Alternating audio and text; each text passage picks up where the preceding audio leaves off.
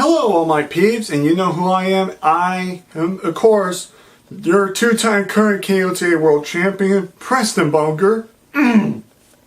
Excuse me, Preston Boger, also known as Godzilla Hawk. And today I'm going to be giving you guys your ROH Final Battle review.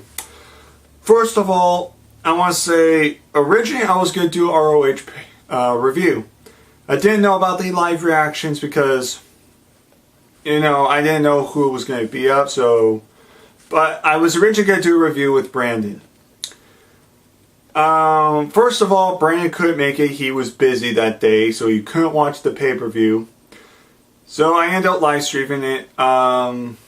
It was working alright on the certain live stream, but after a while it was just buffering a lot, and I totally missed the final match, the main event. So I just said, screw it, I wasn't even going to do a ROH pay-per-view. But I just watched the match now on, on Tube Sports, which is on Daily Motion now. They have a 3-parter, so I just watched the main event. So now I figured I'm officially going to do a ROH Final Battle pay-per-view. Not just for all my fans, but for you, Scott, because you asked me to do this.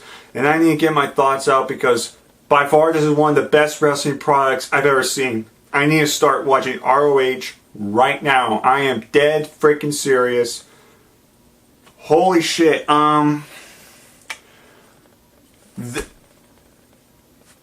Brandon needs to get up, and this is the stuff I miss. I didn't watch ROH because I didn't know where to find it. I figured it was just some independent wrestling company. This proves right here I'm going to be a fan of ROH now.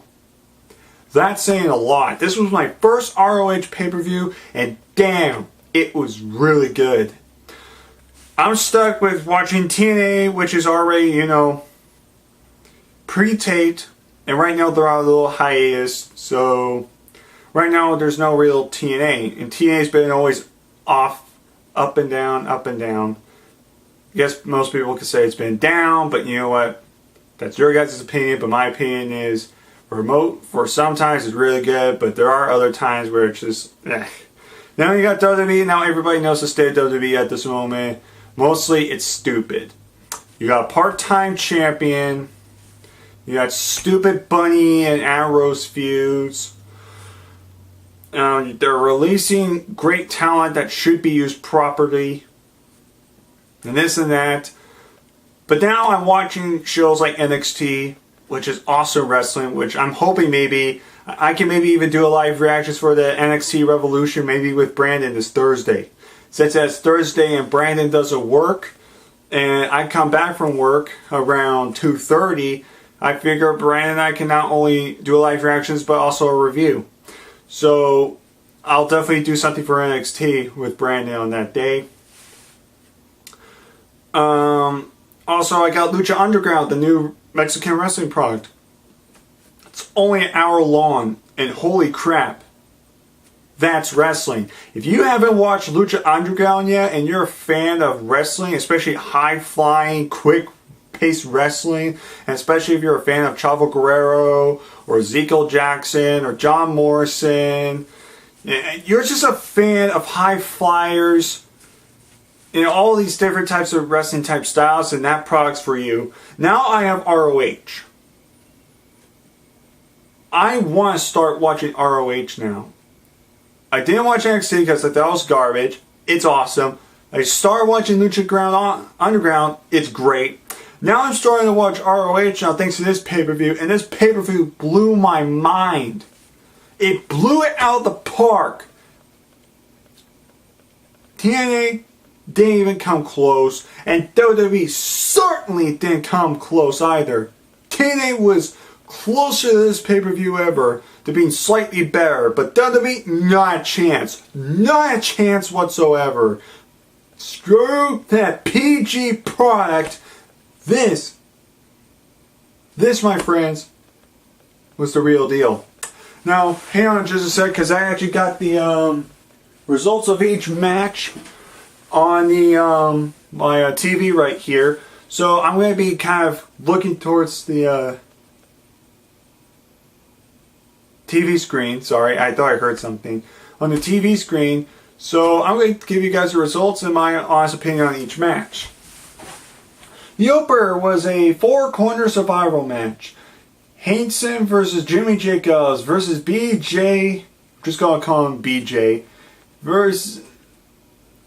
Oh, sorry. Jimmy Jacobs with BJ versus Mark Briscoe and Coleman.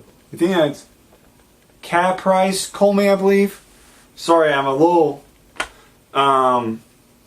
further away, so it's kind of, I could barely kind of read a little bit. But anyways, 4-corner survival match. It was not a bad opener. All these guys proved what they can do. It was a decent opener. It wasn't anything spectacular. It was certainly not match of the night.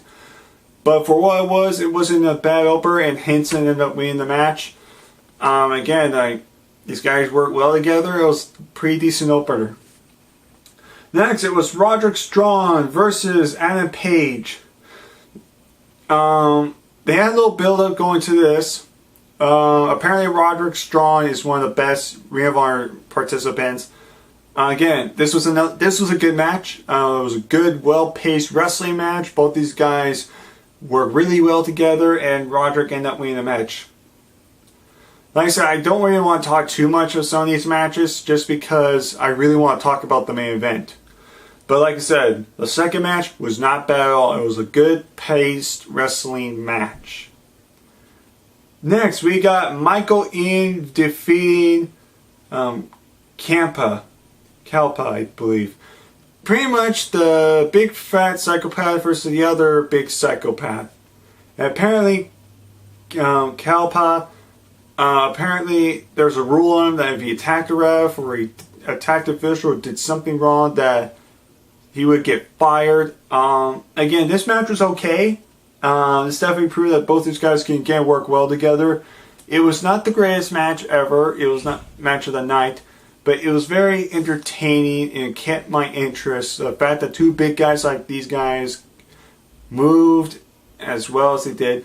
Personally, just the way they build it up, I think was really interesting. But the fact that I think they should have made this an ODQ. Just the fact that how they built it up in a way, it should have been an ODQ type match. But who knows? Maybe they'll continue this feud. But at the end, Michael ended up winning the match. So it wasn't a bad match, but it was not match of the night. Next is probably one of the matches of the night. It was the Young Bucks, Matt and Nick Jackson, and ACH versus the Addiction, also known as Bad Influence, which was Christopher Daniels and Frankie Kazarian and Cedric Alexander, I believe. I think that's how you pronounce it. The Young Bucks are an amazing tag team. Actually, all these guys did a great job. The fans were chanting the Young Bucks all the way. Those guys are one credible tag team. They're fast. They're furious. I know I said that. But this was a quick-paced tag team match, and it actually went on for almost 13 minutes. It says 12 minutes and 44 seconds, so it was actually giving a lot of time for a tag team match. And for what it was, all these guys did a spectacular job, and the Young Bucks ended up winning the match. And the funny thing is, they're part of the Bullet Club, which I heard is the club AJ Styles is in New Japan Pro Wrestling, I believe. So it was cool to see this. It was kind of like almost like an invasion type thing. We have Team ROH versus Team New Japan, which is cool, and the Young Bucks are just impressive. I cannot wait to see the Young Bucks in the near future. Hopefully, maybe we'll get to see them in the Global Force Wrestling pay-per-view in January. Hopefully, if I get a chance, I'll try to watch that. Next, we got Moose versus R.D. Evans. I think this was probably the worst match of the night. Most of the time, Moose just dominated the match, and then R.D. Evans botched the move, and the fans chanted, "You fucked up," which I thought was hilarious. But yeah, it wasn't anything special. R.D. Evans pretty much got dominated. He botched the move and he lost. There wasn't really anything special to this match, so I think this was probably the only downside to this pay-per-view. Next, we move on to this is when it starts getting really good. We got Jay Lethal versus Matt Sendao, or I'm just going to call him Evan Bourne, in a singles match for the ROH World Television Championship. This is when the buffering started happening, but I got to see a lot of the match, and I thought it was going to be a lot faster paced, but for what these guys did, it was pretty good. Evan Bourne has always been one of my favorite wrestlers of all time. He's quick, he's fast, he does stuff that I've never seen him do before, and he still shows it here that he still has it in him, and the fact that he got paired with Jay Lethal was a good idea. Hopefully maybe these guys could build this feud up. I really want Evan Bourne to win this match, but Jay Lethal ended up retaining his championship. So I hope they kind of do something there, maybe continue the feud and have more matches. Maybe even have a ladder match in the near future or something like that for the championship. I don't know, I'm just speculating, but for what it was a good match, and like I said, I am impressed with both guys, and I've always been a fan of Evan Bourne. Next, we got the Red Dragon, Bobby Fish, and Kyle O'Reilly, I believe, O'Reilly, versus the Time Spares, which is Alex Shelley and Kushida, I believe it's called, and Kushida. Again, I've been a huge fan of Alex Shelley's when he was paired up with the Motor City Machine Guns in TNA. Brandon's a huge Alex Shelley fan. Again, it was another tag team match that was really well done. It actually went on 18 minutes 11 seconds. It went on a lot longer than I thought it was going to be, which quite surprised me. So, for what it was a good match again. Both teams proved that, these teams actually mattered. I was kind of iffy about Alex Shelley and Kushida because I've always known Alex Shelley pairing with Chris Sabin and how an awesome tag team they were. So it was kind of, I didn't really know Kushida or anybody else except for Alex Shelley, so I wasn't too sure about the others. But the others are, like the Red Dragon's a great tag team, and you got Kushida that's actually a good worker. It actually works really well with Alex Shelley. So I have to give props to him. And again, another great tag team match, but the Red Dragons ended up winning. The only reason I wanted the Time Splitters to win is because I'm a fan of Alex Shelley. That's the only reason. Same thing with Evan Bourne. So, but it was still a great match, great tag team. Next, I move on to the main event. It's Jay Briscoe, the current ROH World Champion. He's defending against Adam Cole in a fight without honor. First of all, I didn't know what fight honor meant until I watched some clips on YouTube of ROH, like Kevin Steen versus El Guerrero or Sami Zayn. I'm just going to call him Sami Zayn. I can't pronounce the other name. And it was at Final Fight as well, and it was in 2010. Those guys tore it up. They did things I didn't even know they can do. This is the match where it buffered a lot. It stopped a lot, and it really made me mad, and that just made me went, no ROH review, I'm done. And I was mad, I was furious. But now I finally just saw the match, and it was only a 21 and 20 second match. By far match of the night. They did things in this match that I've never seen before. First of all, right from the start, you have Adam Cole giving both fingers to Jay Briscoe, flipping him off, and Jay Briscoe going nuts. Just going nuts on Adam Cole. You see him setting up the table. He does a dive from the apron. He does a diving stomp onto Adam Cole that was placed on outside of the table and puts it right through, which was an awesome spot. There's also the spot where Adam Cole gets a stapler gun from Jay Briscoe, and he gets one of the signs because Cole put reserved seats for Briscoe's family, his mother and father, but they never showed up. So he grabs, I believe, the reserved one for his mother and plasters it onto Briscoe's head, and he staples the piece of paper to his forehead. That was sick. I've never seen that in a long time when it comes to like extreme. That was like ECW type hardcore. Like I've never seen TNA even do that. So that was ballsy to do. You have the wedge chair spot, which he tosses him into the Cole to the wedge chair. Looked great. He does a Death Valley driver to a corner table. Then another great spot was when Cole countered Jay and he super kicks him off the apron and crashes through a table on the outside. Another great spot. And I kind of mentioned right in the beginning of the match, the first 15 seconds of the match, you had Jay Briscoe hit his pile driver finisher almost immediately on the Cole, and Cole kicks out. Then during later in the match, he hits it again, but kicks out. And so that was impressive, the fact he kicked out a second time. I'll explain more about the second kick out. But then this really caught my eye was the fact that Jay Briscoe gets thumbtacks, he lays him out. And what does he do? Cole grabs some of the thumbtacks, puts it in Jay's mouth, closes his mouth while the thumbtacks are still in there, and kicks him, super kicks him. I thought that was just, wow, that blew my mind. That was awesome. An extreme spot right there that I'm going to remember for a long time. So that was awesome. But then after that, you see Cole going for bridge suplex, kick out, super kicks, kick out, all this. And you see Briscoe, of course, then back body dropping Cole butt first onto the thumbtacks. Cole gets up. Then that's when Briscoe does the second pile driver. 1, 2, everyone assumed it was done. Kicks out. The fans are just chanting, "This is awesome." They're chanting, "Let's go Adam Cole, let's go Briscoe." They are split in this match, and the fans were awesome in this match. Chanting the F-bomb. They were just red hot on this match.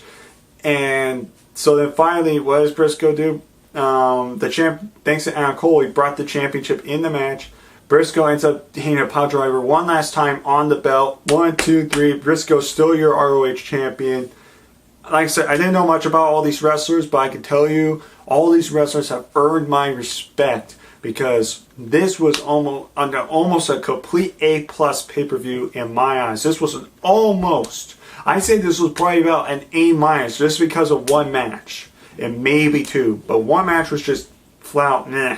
But everything else was either decent or flat out amazing. I still say the main event was match of the night, but a lot of the other matches, almost all of them, except for one, were pretty good. So I give this pay-per-view probably an 8.5 or a 9 out of 10. Probably a 9 out of 10. This was very good. I'll probably try to see if I can show this to Brandon and give his thoughts on it. So that's my quick little ROH review. I hope you guys enjoyed it. And don't forget to comment down below. Tell me, what were your thoughts about ROH? And also, don't forget to stay tuned for NXT this Thursday, because we'll be doing something for you guys. And I'll probably be doing a TLC review. Brian and I will hopefully do a review on that. And don't forget to vote down below for your character, for your Who's Better video, for your wrestler talk and women's wrestler talk. And I guess I'll see you guys next time. So, again, I want to apologize that I did not do my ROH review sooner. The live stream was not working very well. But I finally watched the final match, so I know all the matches now. And I was able to do this ROH pay-per-view and give it to you guys, because I know, Scott, you really want me to do this. So, Scott, I gotta applaud you. I gotta applaud you, man. You show me the light. Instead of going at WWE crap, you show me the light that I just didn't even care about. I kept on walking to the PG garbage. I kept on complaining, and you shined the light when you brought me into ROH and you asked me, do this, trust me. And I went in, and I'm happy as ever. So I have to applaud you, Scott. Thank you for making me watch ROH Final Battle. This was one of the best pay-per-views I've seen in a while. That is pretty much it, guys. I hope you guys enjoyed this video. So take care, all my peeps. And again, Scott, thank you very much. And I'll talk to you guys later.